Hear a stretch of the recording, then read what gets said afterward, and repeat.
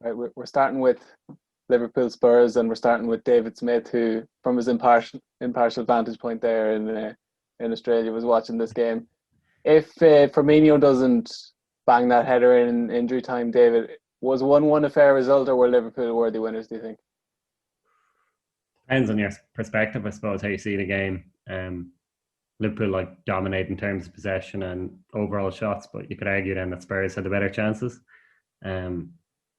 Spurs could have scored. I think Bergwijn he should have scored probably at least one of his 2 1-on-1s. One was he was under a lot of pressure, and then Harry Kane missed a free header within the space of about 5 minutes. But I think overall, I would have thought that Liverpool were deserved winners. Like, they bossed the ball, they created a lot of chances, and I think if you're going to surrender 80% of the ball to Liverpool at Anfield, you have to expect that they're going to create enough chances to probably win the game. So it's a risky strategy, but one that we're used to seeing Mourinho kind of do at the big clubs. And I mean, it almost paid off. A draw would have been a great result for Spurs. The way it is, I still I don't think it's that massive a result. It feels like a very big result, I think, for Liverpool, but it's still only 3 points. They've still got a lot of injuries, and there's going to be a lot more twists and turns. So I think in the balance play, Liverpool probably shaded it. But Davy, I'd be interested to see what you think about the Mourinho approach, and whether or not do you think it was a fair result? Yeah, I think that Mourinho complains about the best team lost, but yeah, whenever you only have 20% possession, he's relying on Spurs being really clinical, and they have been very clinical this year. And the Son goal, Son and Kane in general have been very clinical, but it's one of the first times where they've missed significant chances and not got the result. But that's part of football. Every team does that. So overall, I think he can't really complain about the result. But on another day, they could have got something there. But I suppose you still have to be impressed by the way Spurs are playing under Mourinho. It's amazing always how he's able to turn any team into his team so quickly. Like if you look at their midfield, he's got sort of the Sissoko Højbjerg duo are just classic Mourinho midfielders, classic battlers, and he's really improved Spurs' defence. So I think the way the season is, it doesn't look like a team's going to get to 90 points. So he'd be looking to get Spurs to 75 or 80 points and seeing where that gets him. It's interesting with Tottenham, there's such a, not to be disrespectful to Tottenham fans, but they're sort of a faceless football image where when Mourinho went to United, there was an expectation that they were going to play a certain way, and it's the same thing at Real Madrid, whereas at Tottenham, it's a bit of a blank canvas, and they just want to win trophies, the fans and the players. And what he's done is basically try to accentuate the positive with Son and Kane, which is totally understandable, where Eric Dyer and a lampooned figure, apart from that penalty he scored in the World Cup, I think most people, the jury's very much out on him, if not has declared that he's not a very good player. But Mourinho isn't asking him to do much. I think that's the difference. He's just do your defending, and that's all you really need to do. And he's actually played quite well this season. I think it's when Pochettino was asking him to maybe step into midfield with the ball and that kind of stuff that his shortcomings were exposed. And that's kind of true of a lot of players. He's improved Serge Aurier a lot. That midfield looks very solid. And as I said, if you can get your strikers, his front three, Son, Kane and Bergwijn, all had big chances to win the game last night. Bergwijn, as David mentioned there. The second one in particular, in fairness, it looked like he did everything right.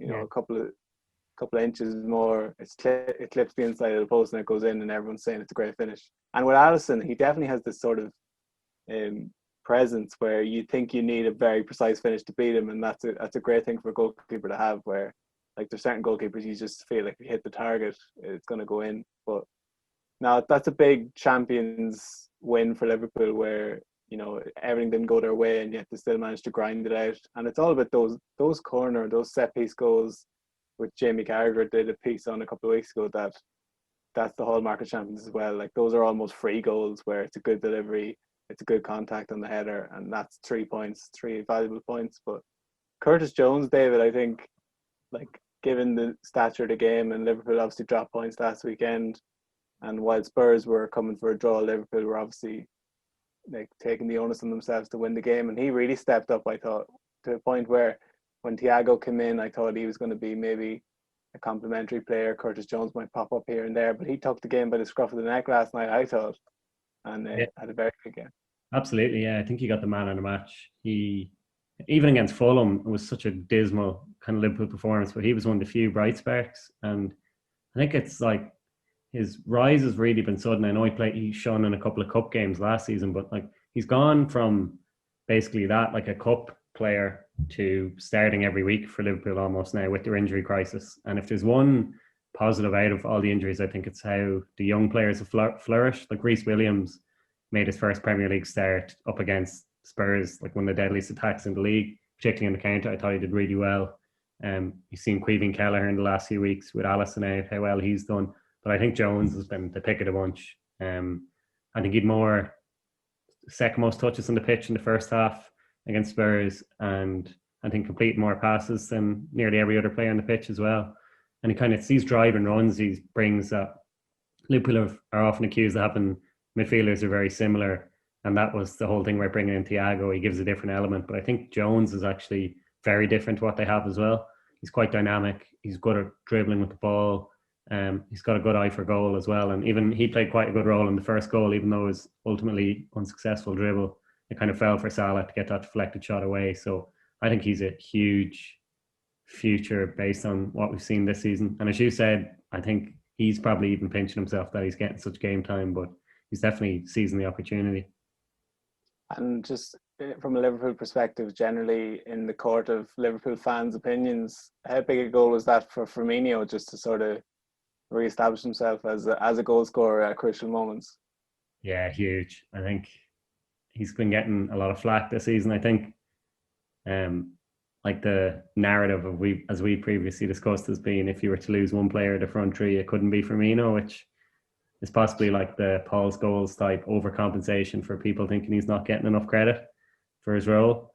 But I think he needed that, especially with Jota injured now as well. It's even highlighted more, and his flying start has almost hurt Firmino. It's been easier to detract from him as well or criticise his lack of goals, but he does have a tendency. He scored the winner against Spurs last season as well.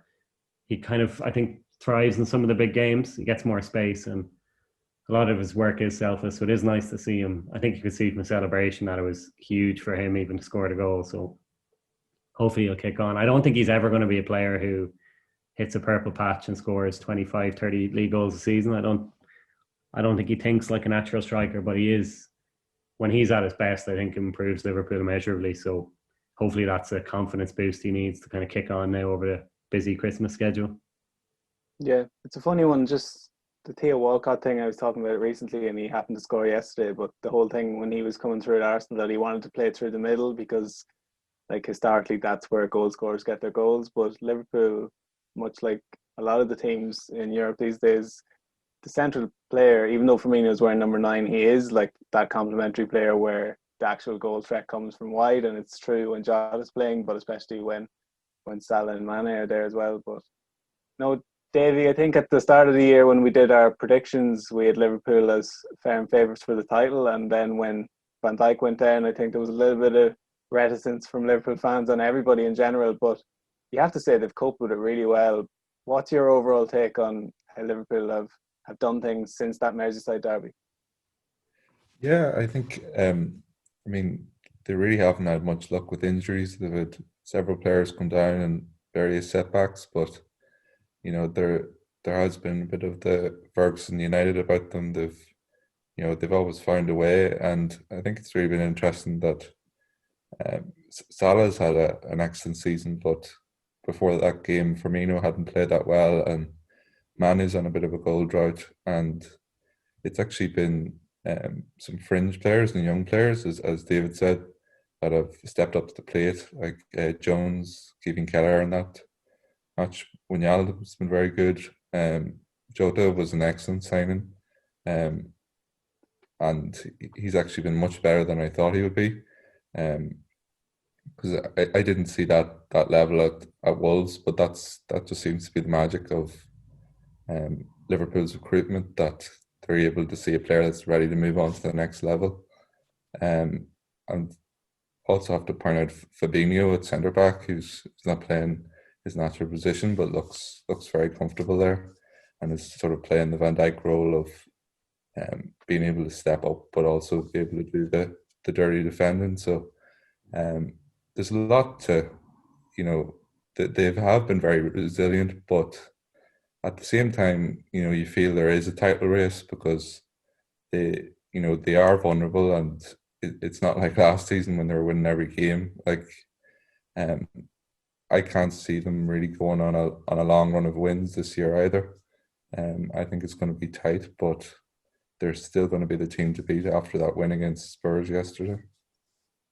And I think, David, even if Liverpool did win a title race of that ilk where it is competitive, I know like Liverpool were just far and away the best team last year, and that was an achievement in itself. But to grind one out, absent, Virgil van Dijk, who many would consider Liverpool's best player and one of the best players in the world, like if Liverpool can win a league without him, it's testament to Klopp, who seems a little bit irritable at the moment and is probably feeling the pressure like most managers. But if he can grind out a title and that group, which is the remarkable thing really, when the personnel's not there and yet Liverpool still play the same style and persevere, and like last night was evidence of that. But they just have this sort of champions way about them where it doesn't feel like they're going to get through it, and there's no obvious second team. Like Spurs are obviously the closest to them, but you saw last night their credentials to go and dominate this league aren't there.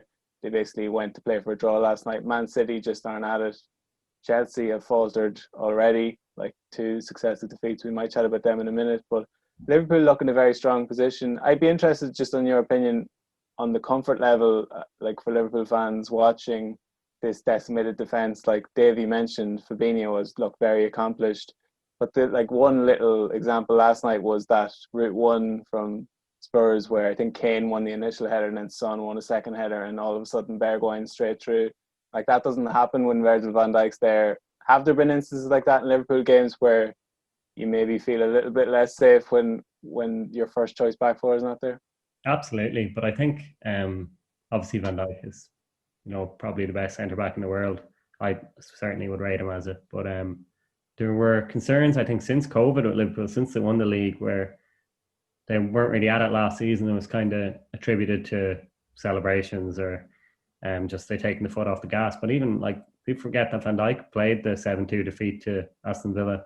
There's been a lot of mistakes, but like a lot of change of personnel. I think in midfield too as well, when you drop Fabinho back to centre back, he's been just how he's adapted has been incredible. I think he did it first against Chelsea, and there was one incident where he's 1-on-1 against Timo Werner, and I think people would have been fearing for the worst. But just his timing of his tackle is exceptional, and as Davey said, he's stepping out, but he's also marshalling the defence quite well. He's very vocal. But I do think that he's obviously not a natural centre back, and then he's had a combination of partners beside him. Joe Gomez is out now for quite a while. Joel Matip has his own ongoing. He seems to get a lot of injuries, niggly injuries. And then the two other options really are Reece Williams and Nat Phillips, who are two young, very inexperienced players. So I think Liverpool are going to concede goals. They can't rely on last season where they're going to comfortably see out 1 or 2-0 leads. I think it's going to be almost harken back to the earlier Klopp years where games are a bit more frantic and less control. But you saw that against Fulham, they're conceding kind of stupid goals that they wouldn't have conceded last year with Van Dijk. But I think for that reason, Davey could be right that they might struggle to put together a long string of wins. But I'm still quite confident. I think they will win the league again. I think Spurs have been admirable and will push them close, but I think Liverpool will just have enough to get over the line. Do you see them winning the league, Ronan, yourself? Yeah, just because I think when we were speaking last season at the start of this season, I felt like in a normal season, like a non-COVID-19 hit campaign, that Liverpool would be a benefit to the league where other teams would realise they'd have to get to their level. And that's not going to be the case this year because Liverpool have regressed just by nature of they haven't got the biggest squad in the world, and the games are coming thick and fast, and they've lost key players that they have come back to the pack a little bit. But they are by far the best team because every other team has suffered in that regard as well, it would seem. And maybe the teams like Chelsea are probably still a year away trying to get all those cogs in the right places for Lampard's team. Whether he's the right man to actually do that job, we might chat about as well. And then Man City, that does feel like it's in the dying embers. The Guardiola reign, like I was surprised he signed a new contract. There could be a sense that he signed that contract just so people would stop asking him, are you going to sign a new contract? And he might well walk away in the summer. It looks like he's fed up with that place and they're almost fed up with him, as crazy as it sounds. But I think everybody needs a sort of a fresh start. And Silva's already gone. Like people always mention Company and Yaya are gone, but like Aguero will be gone at the end of the season. Gabriel Jesus, there's talk of him going back to the Brazilian league, so that project hasn't quite worked either. So you have to make Liverpool favourites just by dint of the lack of a clear number 2 contender. And we should probably touch on Tottenham before we leave this game. And I know Davy broke down their lack of possession, but David, I know a lot of your family are Spurs fans. Like, what is the feeling? I think this time last year, everyone was surprised when they got rid of Pochettino and brought Mourinho in.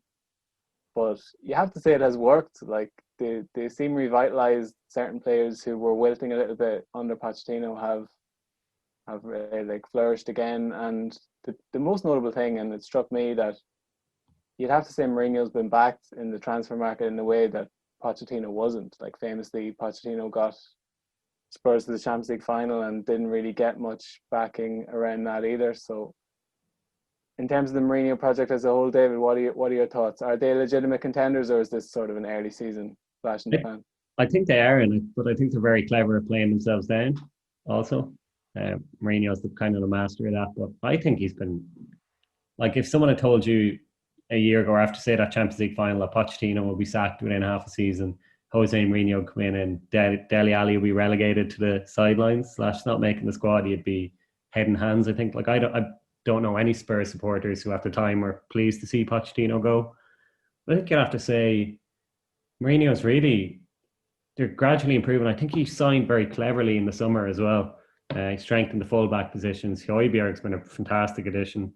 And even more so impressive, I think, is how he's worked with players like Ndombele, who looked like just a disaster signing in the last season under Pochettino and Mourinho. He looked unfit, he looked uninterested or disinterested, and I just thought they were going to ship him out pretty soon. But I think people worried about Harry Kane. How would Harry Kane play? Harry Kane's playing the football of his career. Son too. Their goal scoring records are off the charts. Kane's assists, obviously. And Gareth Bale hasn't even really featured yet. So I think that was a calculated risk. But I think Spurs are going to, like, they're only 3 points off despite that defeat at Anfield. I don't think a title tilt is going to hinge on Anfield either. I think it's Spurs are really going to have to be consistent against the smaller teams who'll sit in and try and frustrate them. The record against the top teams has been fantastic this season under Mourinho. So I think if I was a Spurs fan, I'd be pretty happy. They look nailed on for top 4, which I'm sure everyone would have taken in the summer. It's almost ahead of schedule, I'd say, this title push.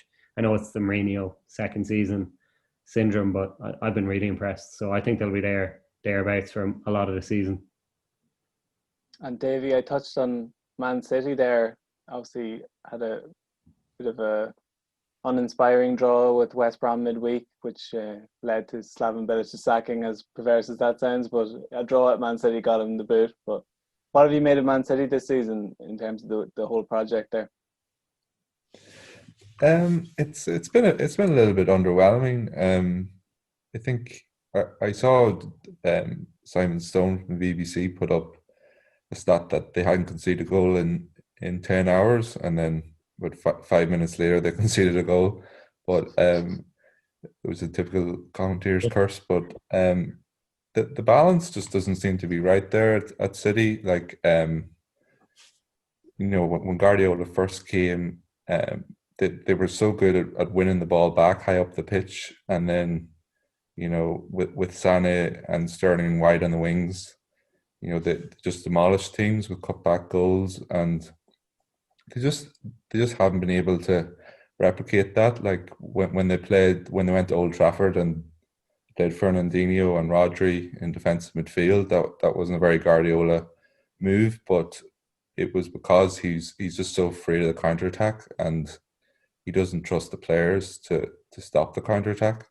And then as a result, they didn't offer anything at Old Trafford. And that balance means that they really struggle up front if they improve the defence. And it reminds me a little bit of Van Gaal's United at times, where whenever he plays more cautiously, it's very one-dimensional and hard to watch. And also he's made some erratic decisions among substitutes in the last few games, considering that he was very much in favour of 5 subs, but not bringing on Mahrez against West Brom and only using 1 substitute whenever you need a goal, and see him against Man United not using all the subs. It's been kind of strange that way. So they have a lot of problems, but I think that it's really it's really a bit of a stalemate at the moment. There's a chasing pack there, and anyone could emerge, even Man City, because there's only a few points between so many rivals. David, what do you made of Man City? I think the fear factor is probably gone in City, but I think, as you mentioned, Ronan, like players moving on, like Silva, obviously Company's a couple of years ago now, but I don't think that they're improving upon the positions when other players are leaving. Like I look at Sané, letting Sané go to Bayern Munich. I used to regard Mahrez, as good a player as he is, as the weakest of that front four if you're talking Aguero, Sterling, Sané. And Mahrez was kind of the man who'd come on for half an hour or be rotating. But now he's one of the key forwards. I think, as you mentioned, Ronan, the Jesus thing hasn't really worked. And it's felt like Guardiola's been trying to get rid of Aguero in a strange way for years, but he's still their most important attacker other than Sterling. I just think there's an over-reliance on Kevin De Bruyne. The Rodri thing I don't think has really worked either. I think he's a good player, but I'm not sure. I think Fernandinho is he's in his mid-30s now. He's coming to the tail end of his career, and I don't think Rodri is the player that they need to replace Fernandinho. So there's a lot of issues. He spent about 6 billion on the back four to bring in players who, I think Diaz looks like a good signing, and I'm a big fan of Laporte, but I still don't think they've any outstanding fullbacks. They're all of a certain level, and as Davy said, they're still vulnerable to the counter, which is something which has never really been addressed. So I'm interested in Ronan. Do you think they'll still, like, as top four? What is the aim for them now? Do you think they could have a say in the title race, or is that already gone? Yeah, I think when it all settles down, they probably are best equipped to finish second. I think they have the know-how, and they will put a run together in a way that most teams probably can't. But I'm saying that on the assumption that they will get their form back, and as you touched on there, Aguero is a key part of that, because unless they pivot to like having Sterling play as a number 9 and try and get something working that way, or Rory Delap's son gets a run in through the middle, or they actually sign someone in January, like do what Pep always does and throw another 100 million at the problem and see if that works. But I think it's difficult to know. Like, you do feel, given the money that they've spent, they should have a better team. You know what I mean? Like, their first choice 11, like United were seemingly in crisis going into that Manchester derby, and then you look at the 2 11s on paper and you're like, granted, United probably weren't psychologically right after the defeat in Leipzig, but if United had it about them to go for it, you look at the midfields, you look at the front lines, and United are every bit as dangerous. So I think in the long run, it doesn't bode overly well for Man City. I don't know what the succession plan looks like, because as we know, Guardiola, he's already overstayed his welcome a little bit, in the sense that I think 3 years is his average term at the club. So I don't know if there's someone lined up, or they're going to do what most clubs do and go in a totally different direction once he's gone. Like, I remember when they transplanted the Barcelona hierarchy, Soriano and all these guys into Man City, and that was always going to be like, we have an academy line and we're going to self-produce. But Phil Foden looks like a good player to me, and Guardiola hasn't trusted him yet in big games. So it's a difficult one for them long term. I think, to your point, I do think Man City probably will be in the title mix in so much as they can, but it doesn't look good for them in terms of the bigger picture. Yeah. Speaking of bigger picture, like I think people were willing to give Frank Lampard the benefit of the doubt last season, given he didn't have the funds to recruit. But now they've made up for last time, David. They've signed about 17 players in the summer there, and a mixture of youth and experience. Frank's young team has been supplemented by 53-year-old Thiago Silva and a few others. But Chelsea are a difficult one. They seem to have to act together more than they did, and yet that's 2 back-to-back defeats in crushing fashion, where I thought they were outplayed by Everton and played right into Wolves' hands. I don't know how much of that game you saw, but like Wolves were always going to score a second goal, the way Chelsea were like basically putting the counter-attack on a platter for them. And like, are they title contenders, and is Frank Lampard the man to make them that? Yeah, the Chelsea one's an interesting one. I think a couple of weeks ago really looked like they're putting a good string of performances and results together, and you're thinking they could be right in this title mix. But as you said, it's kind of ups and downs with them at the minute. I think it almost reminds me of like the Liverpool or Spurs thing of splashing all this money that they get on like 9 players and then hoping it gels, but it's on a way bigger scale because they're these 9 superstars that they've signed essentially. But I think you look at like players like Havertz and stuff, and even with Werner, I think he's still trying to juggle and find the best position in the system to fit as many in as possible. And then he's also got the onus of players like Tammy Abraham and Mason Mount, to the whole narrative last year about these homegrown players and this is the future. He still has to keep them involved too. So I don't know. I still think Chelsea's defence looks a bit suspect at times. I think Chilwell was a very good signing. Like on paper, I think a lot of the signings will pay off in the long run, but it might just be too much too soon. I think this year, like his top 4 and a trophy, is that a good season for Chelsea? I know before the season a ball was kicked, we were talking about them potentially winning the league. So it depends. I mean, do you rate Frank Lampard as manager, Ronan?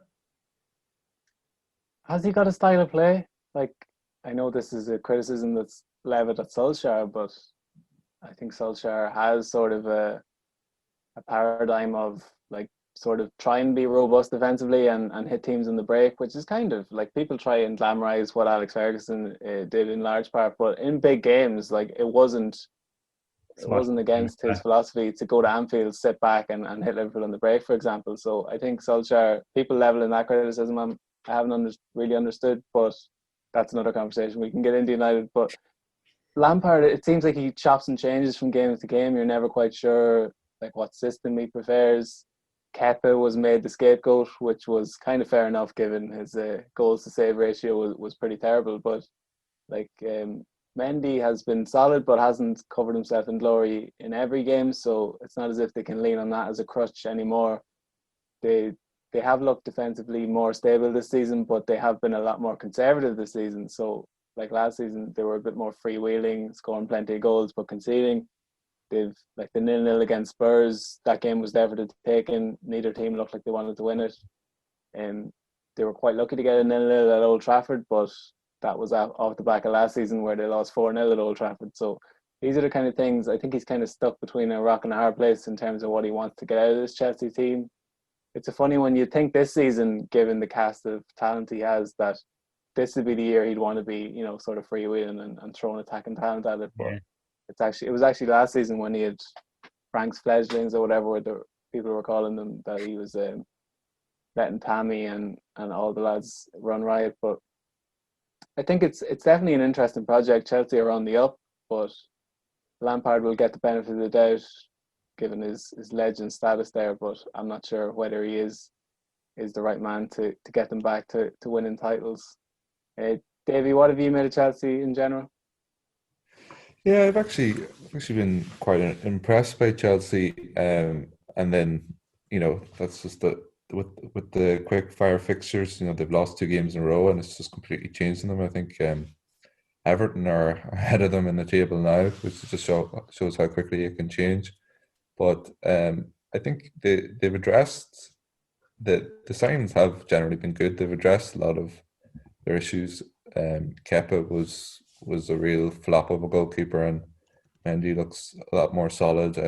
Alonso was really a wing back rather than a full back, and Chilwell has proved them a lot there. Thiago Silva has given them the experience at centre back, so they've improved a lot defensively, and he's moved Kante towards defensive midfield instead of Jorginho, which I think has Kante doing the best, using his best skills. But yeah, as you said, there's a lot of pressure on Lampard now. He won't say that, but when Abramovich gets the money out, generally he expects a title challenge. And if they continue this run of form, then even if Lampard is a Chelsea legend, then he'll struggle to keep his job. Because if you look, I think they probably have the best squad now in the Premier League. If you look when everyone's fit, the sort of players that can't even get a game regularly, like Hudson-Odoi.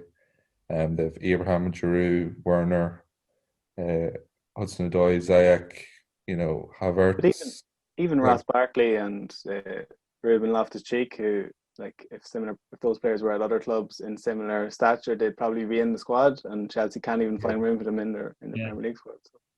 Yeah, so it's an embarrassment of riches, really, for Lampard. So I think the pressure's on now that he has to find a way. As I said, they've been chopping and changing the first team. So the onus is on Lampard to find his best 11. Right, so we'll move on to United now, lads. And Davy, full disclosure, we're recording this before Sheffield United.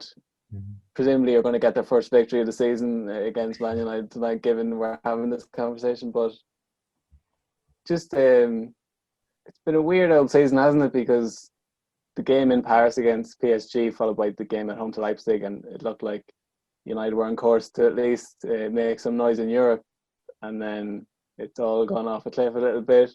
And yet you look at the league table and United have 2 games in hand. One of them is Sheffield United, as we mentioned. The other one is Burnley, which wasn't played at the start of the season.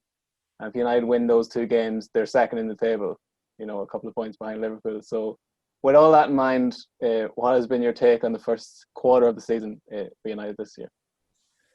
Yeah, it's a bit like the song said, 1 step forward, 2 steps back. Nobody gets too far like that. I think that, United are a feast or famine team in a way. When they're at it, they're really good, but they can throw in half an hour, an hour spells in games where they're just absolutely abysmal, and it's very frustrating to watch as a fan. Like, for example, recently against West Ham, like, I thought first half against West Ham was as bad as United played under Solskjaer. Yet by the end of the game, they're sort of comfortable winners after a blitz in the second half by Bruno and Rashford.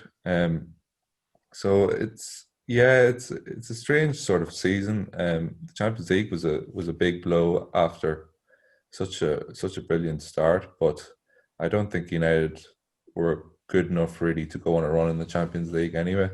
And if they'd finished second in the group, I think their opponents were looking at Real Madrid, Bayern Munich, Dortmund, or Juventus. So I think they would have struggled to go through there anyway. But in the league, their away form has stayed pretty much the best in the league.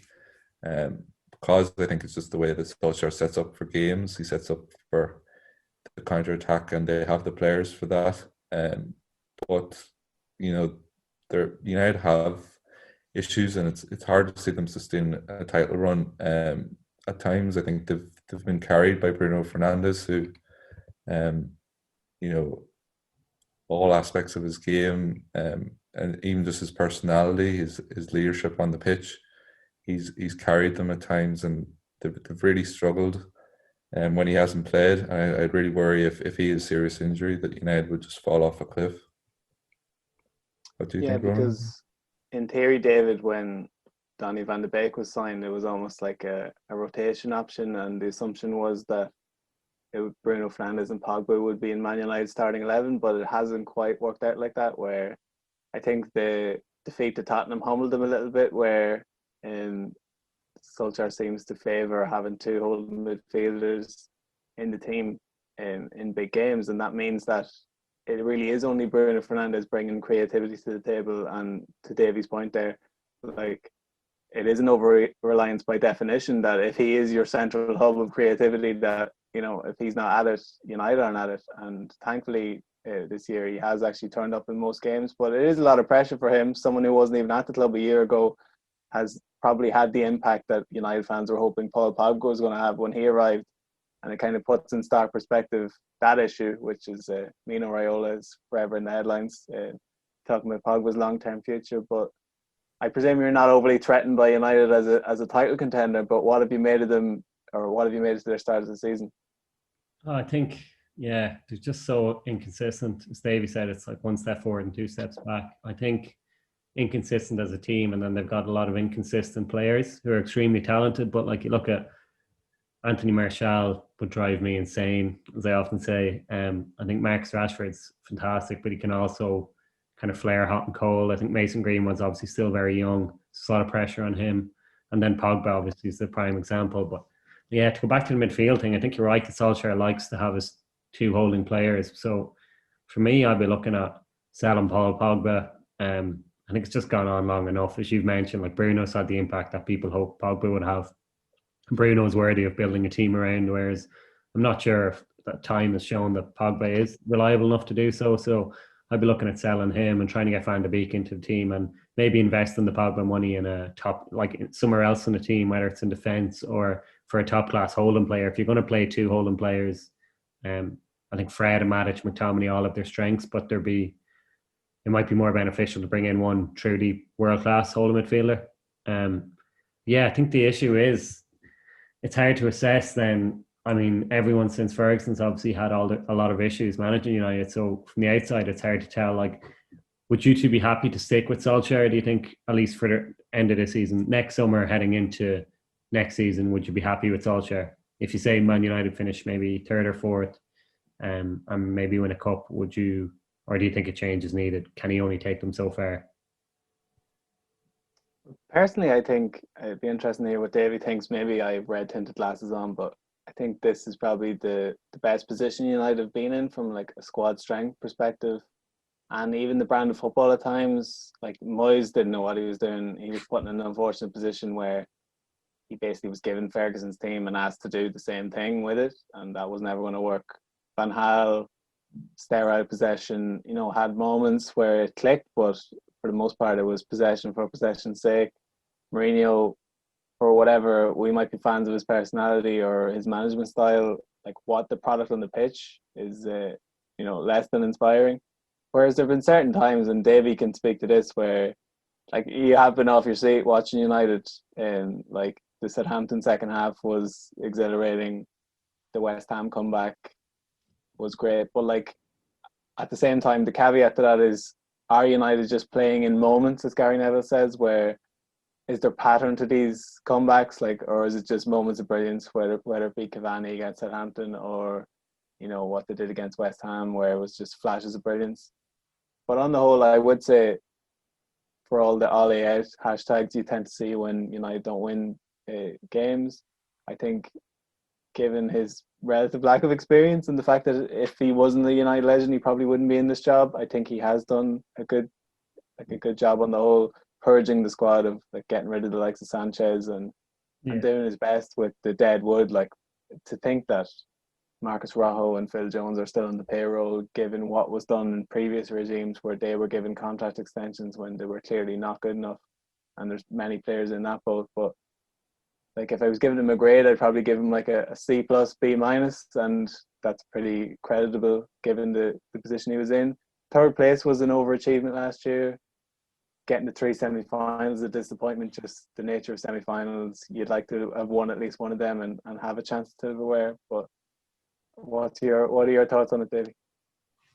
Yeah, it's an interesting one, because I think if Solskjaer suddenly lost his job, I'm not sure what Premier League team would take him, just based on his managerial record. But there's many cases in history of a former player or official coming into a club, and they know how the club works and it working quite well. Like Zidane at Real Madrid would be a recent modern example. So I think, like, as you said, there's been probably more great moments under Solskjaer than any manager since Ferguson. And it does make a difference that what he says in press conferences and how he understands the club. It's not like Mourinho talking about football heritage and stuff like that. Solskjaer's always talking about the team, and it does kind of help the United fans get behind him. But I just worry about sort of long term if he's going to be good enough coach compared to someone when Pochettino is available. I mean, Pochettino, that you're going to get a very structured, high pressing, modern game, and you just don't know if you're with Solskjaer if there's a massive overall plan or not. So I would have my reservations, but I'm willing to give him a chance for the time being.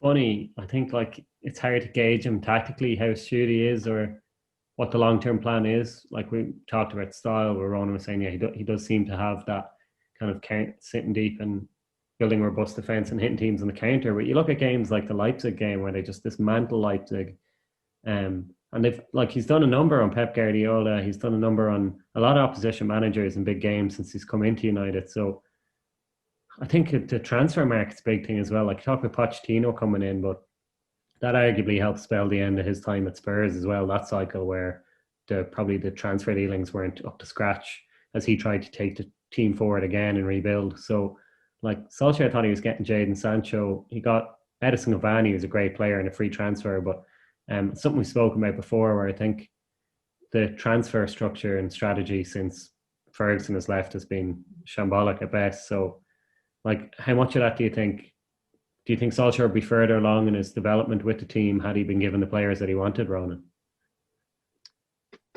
Yeah, the Sancho one is particularly annoying because the inevitability of one of Liverpool's front three leaving and being replaced by Jadon Sancho, and United fans having to watch Jadon Sancho tear it up at Anfield, like we just know that's going to happen.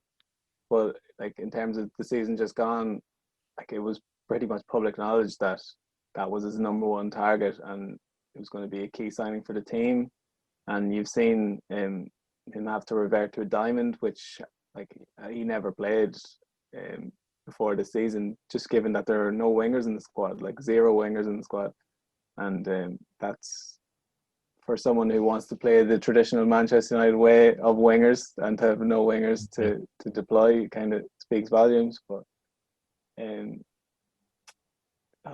it is a difficult one to transfer. Like I don't know how much control he has. It does seem a little bit ad hoc, their recruitment policy, where Donny van de Beek just became available for a good price and they decided to pull the trigger on it.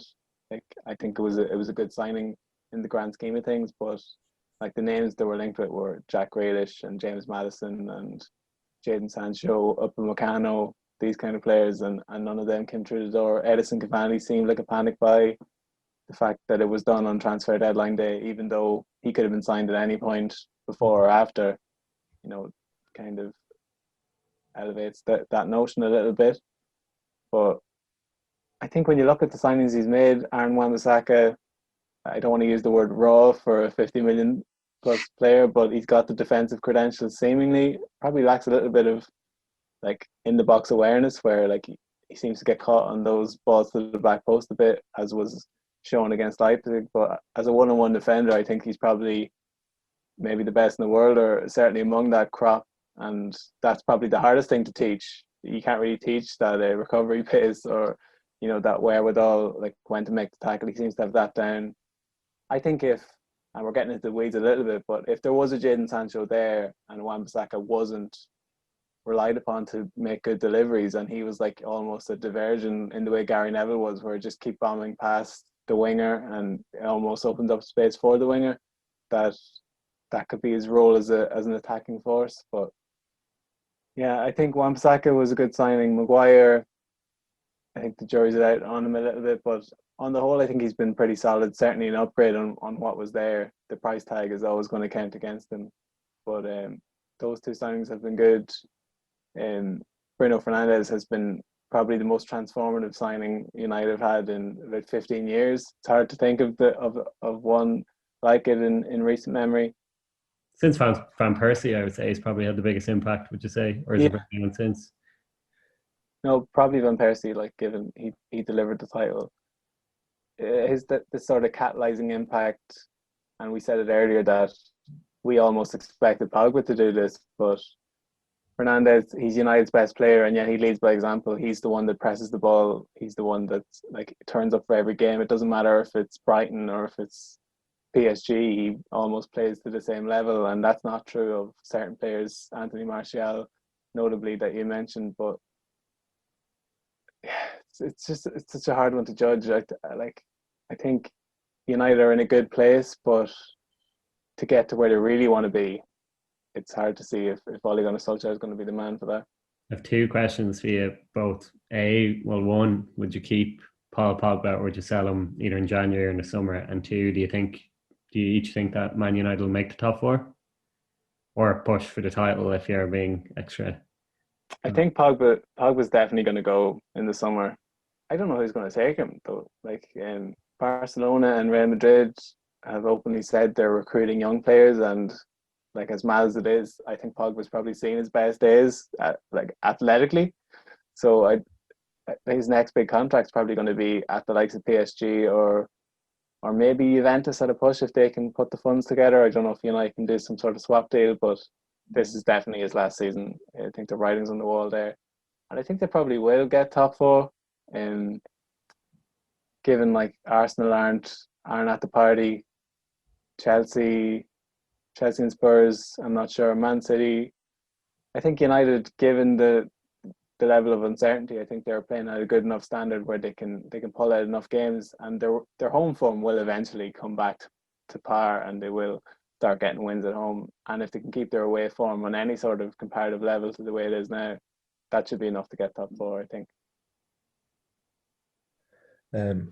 Yeah, I think you need to sell Pogba. I think that last Raiola comment really straw that broke the camel's back just before the Leipzig game, and actually played very well when he came on against Leipzig. But I think everyone's just sick of those sort of statements. If he doesn't want to be there, he's not really playing well enough to justify. Like, if he wants to leave, he wants to leave.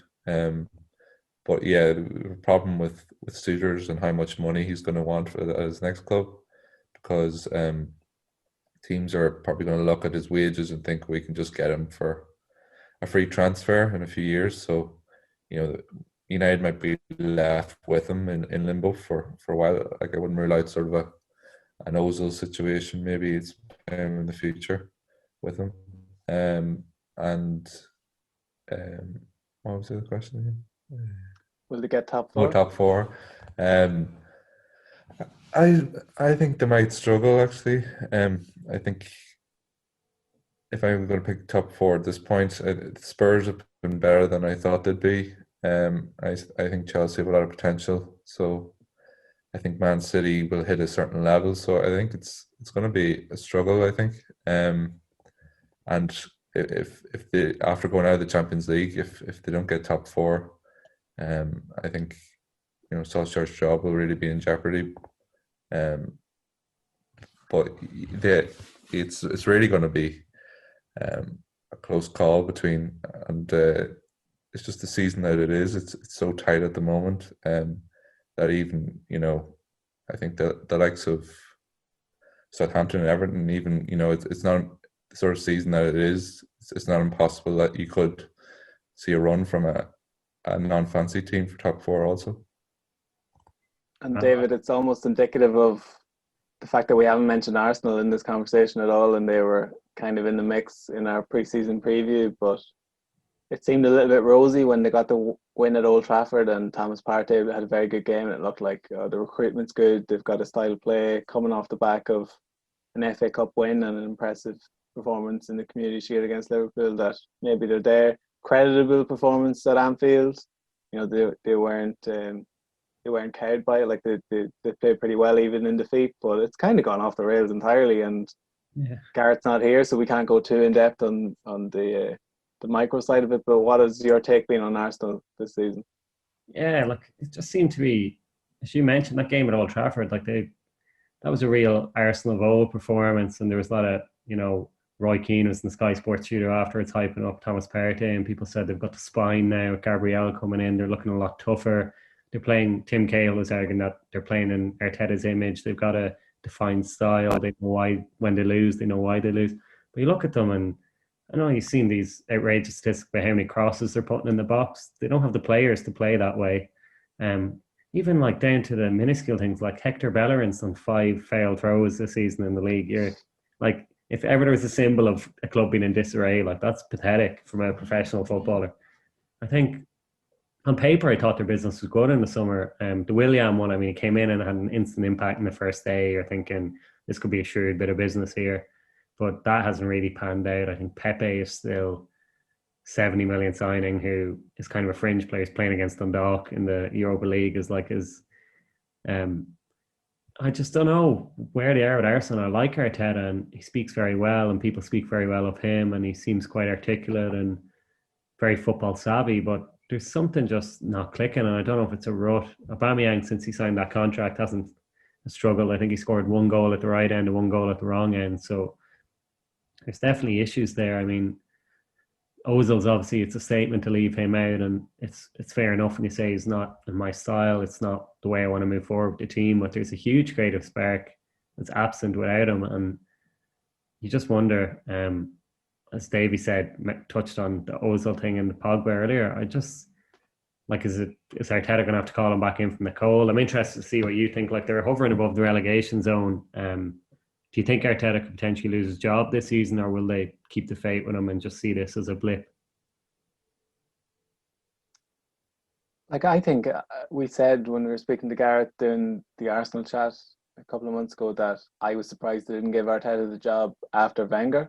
Yeah. And that seemed like the plan, and ultimately they didn't go that direction, and this almost seemed like a retread where they said, let's fix that. We should have given him the job then.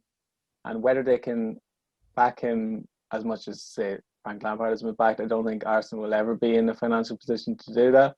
But I thought the Thomas Partey signing was significant, that, right, you know, we're impressed by what you did in the FA Cup. You know, this is almost like a proof that we think we can kick on to the next level, and it looked like they were going to do that. And then the North London derby, I don't want to be too critical of Thomas Partey, but when he walked off the pitch before the goal, I know he was injured, but like, you almost have to at least give the impression that you're still on the pitch to maybe, like, would Spurs have been so cavalier in their counter-attack if they didn't realise he was, you know, sort of leaving his duties? That's the kind of thing, on your point about the failed throws, I just don't think that happens in a well-run team or a well-run club. You don't see that happening. And I'm sort of willing Arteta to do well, because I like the brand of football he's trying to implement. And he's in this unique position where 90% of his tenure, if not more, has been without fans.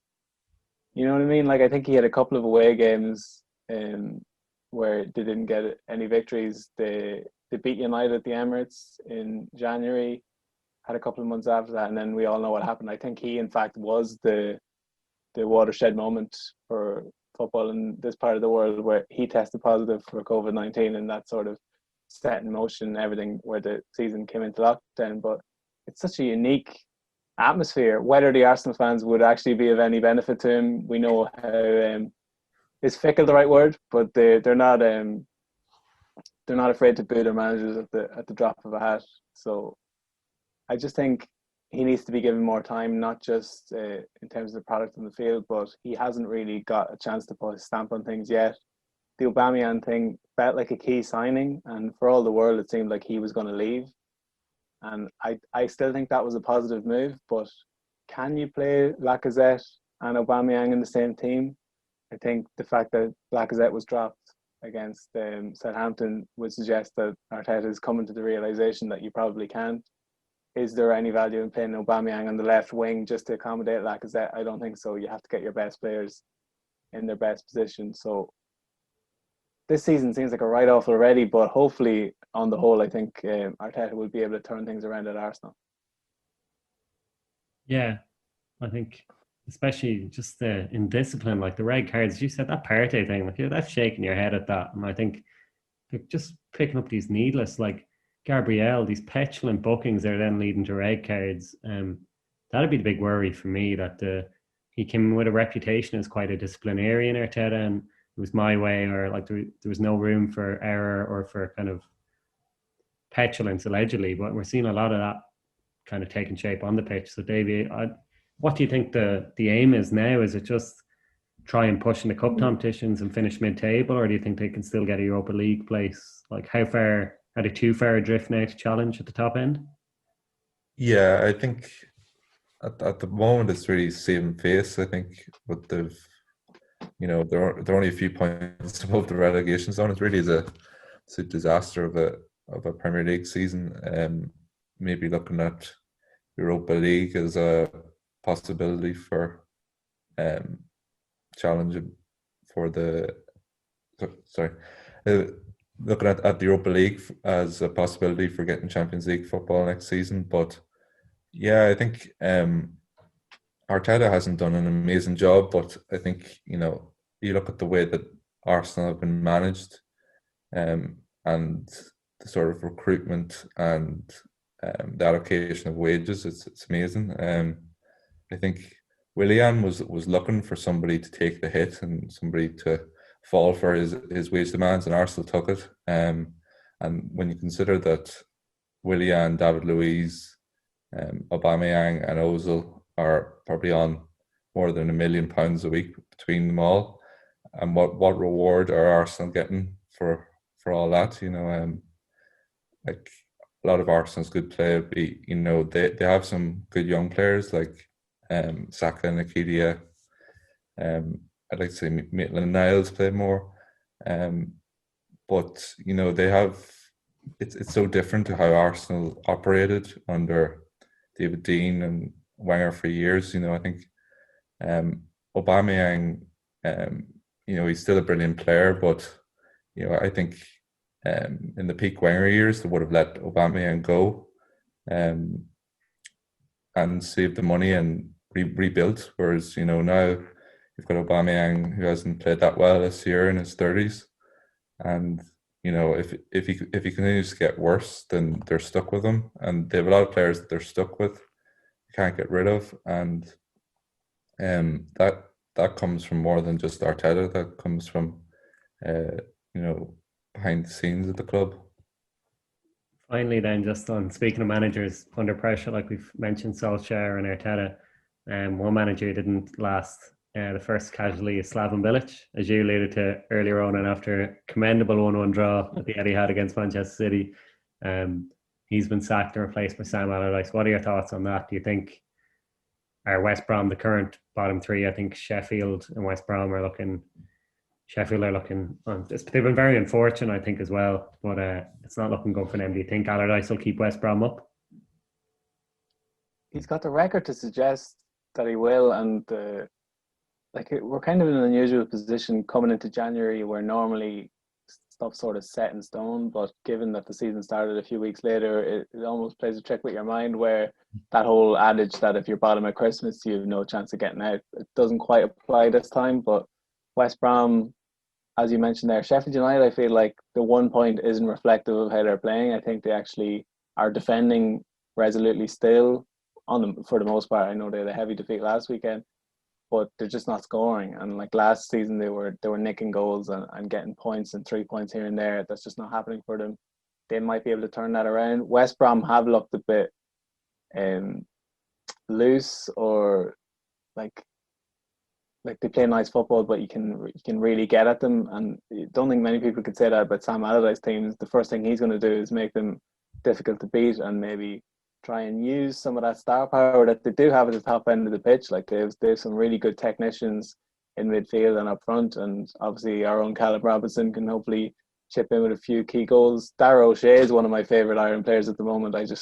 He's like what John Stones was when he was coming through, and I wouldn't be surprised if he ended up playing football at a higher level, even regardless of what happens at West Brom. But like, there's no clear awful team. Like I think Fulham, most people looked at the first couple of games of the season and thought, Fulham are a banker to finish bottom, but we saw they played really well against Liverpool. They were worth 2 or 3 goals in that game in the first half.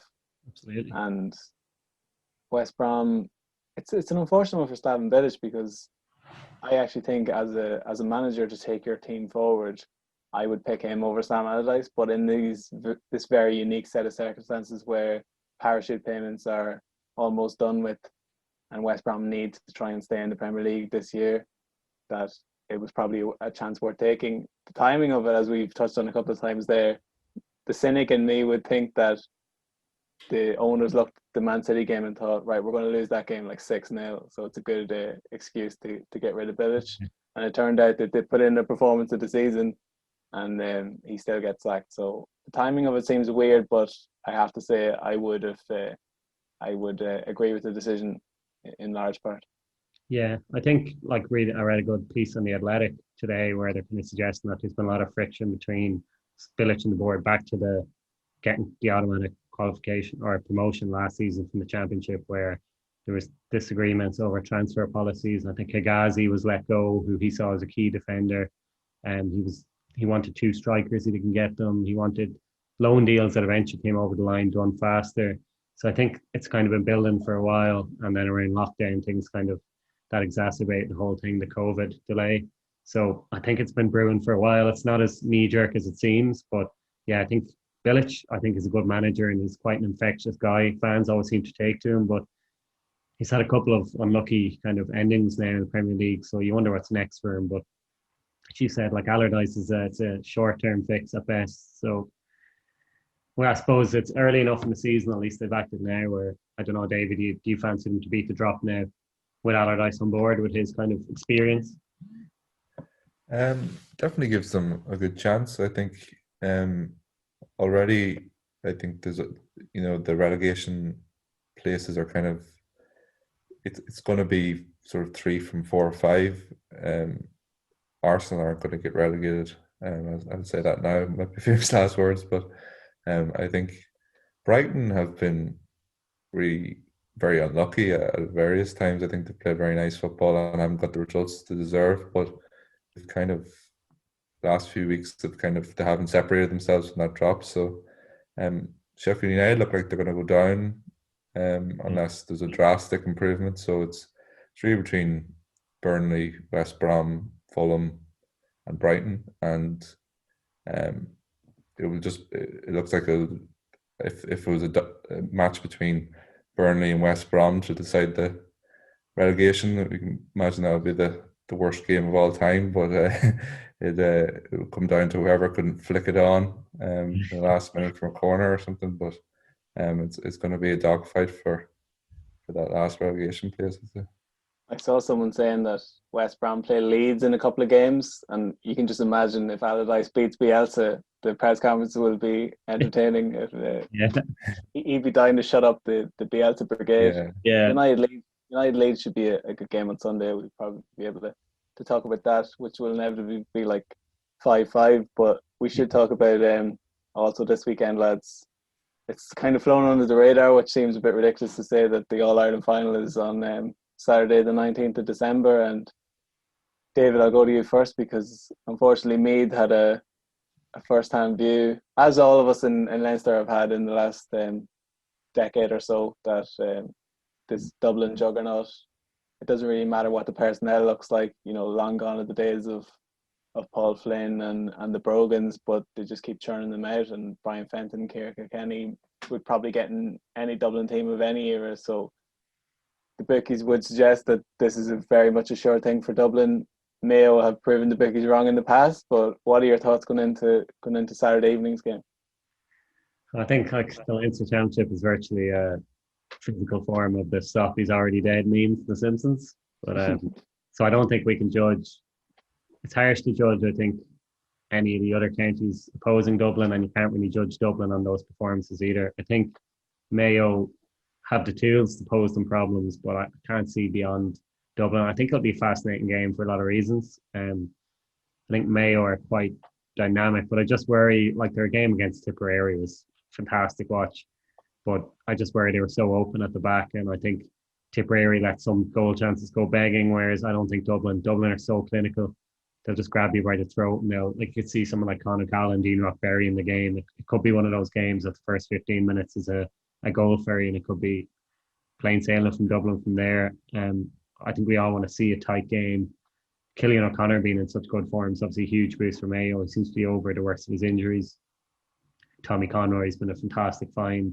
I think Aidan O'Shea in the full forward line. Like, there seems to be this like faint flicker of hope that people have, is that this Dublin full back line, which has kind of been alleged for about 10 years that that's their weak link, but is yet to be really exposed. They're going for 6 in a row, so it can't be too bad. But I think that's a full forward line that really, if anyone's going to cause Dublin problems, probably going to be them. I just think we know they can go toe to toe with Dublin, and they seem to have the strong enough psychology to kind of hang in with them. So it should be interesting, but I think it's hard to look beyond Dublin.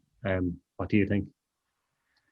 Yeah, totally. Like, as a neutral, you just kind of want to see a game going into the last quarter where, like, whatever with the water breaks themselves, but coming out of that second water break into the last quarter of the game, if the game's still there to be won, I think most people would settle for that. Mayo have the character about them. Like, they were leading at half time in the semi-final last year, and then that 12-minute salvo from Dublin to start the second half is probably the greatest football ever played. So if Dublin can produce something on that level, I don't think anyone's going to be able to live with them. Davy, do you see a path to victory for Mayo? If you were in the Mayo backroom team, what would you be suggesting? How can we get at the Dubs? It's a very tough question. I think, it's like then unbeatable final boss. They don't really have any weaknesses. There's no, there's no like target on them that you can just, immediately point at. But I think it will be a tight game. I know Mayo conceded a lot in the second half against Tipperary, but I think that was more just the game was over. I was impressed by how ruthless they were, especially after Dublin were so ruthless against Cavan, and Mayo kind of weren't going anywhere earlier on the season, and then they had that game against Galway in the league where they just blew them away, and ever since then they've looked quite impressive. And Mayo have always given Dublin quite a good game, generally in finals and semi-finals. But generally, there's been sort of a point in the second half of every game where Dublin have just had that little bit extra, and it's just really a question of Mayo need to sort of step up to the plate kind of in those moments, and it's a lot easier said than done with the quality of players that Dublin have. But if you go back to the time where Mayo lost, where they scored 2 own goals, and there's been a variety of errors at different times, and if they just need to sort of hope for the perfect game, or just every little thing, just take it one play at a time, and every little thing to go right for them. And yeah, you never know. It's sort of in 2020 has been a strange year, so Mayo winning the All-Ireland would sort of be fitting end to it. Do you think goals will be crucial kind of at both ends? I know, like that 12-minute salvo you mentioned last year, Ronan, I think like Dublin tend to kill off these games with like quick flurries of goals, and I think Mayo showed against Tip that they can carve defences open. Do you think it's like a Mayo win hinges on them bagging maybe 2 or 3 goals in maybe, or getting a couple early goals in the first half? Do you think they need to get into a strong lead and then try and hold on, or do you think it's going to be a game that they kind of come from behind late on to with a late surge to, if they were to win? How do you see it panning out? Yeah, it's going to need to be some confluence of extraordinary factors. I think one factor that is certain is the no fans, and whatever about Dublin obviously know the dimensions of Croke Park better than anyone, but that's a real thing, the home advantage that they have with the fans. And even on the flip side, Mayo, even watching those games on TV, you could feel almost the frenzied atmosphere where Mayo people in the crowd are losing their minds at the prospect of actually winning the All-Ireland. Like, you'd like to think Dublin or Mayo will be a lot more measured on Saturday, and they won't be distracted by those sort of outside forces. And you almost have to presume Dublin are going to put up 23 points total between goals and points. So that's the sort of tally. You need to get to that or beat it, and also pray that it's like torrential rain and at some sort of level, or where the skill deficit is sort of maybe lessened a little bit. But Mayo, for the first time in a long time, have strength and depth. They have scorers in all the forward positions. They've good midfield and replenished defence, where it used to be the Lee Keegan show, but they've actually got some very dynamic halfbacks now. So I think on paper it should be a good game, but with Dublin, you never know. If it does turn out to be another blowout, I don't think any of us will be overly surprised.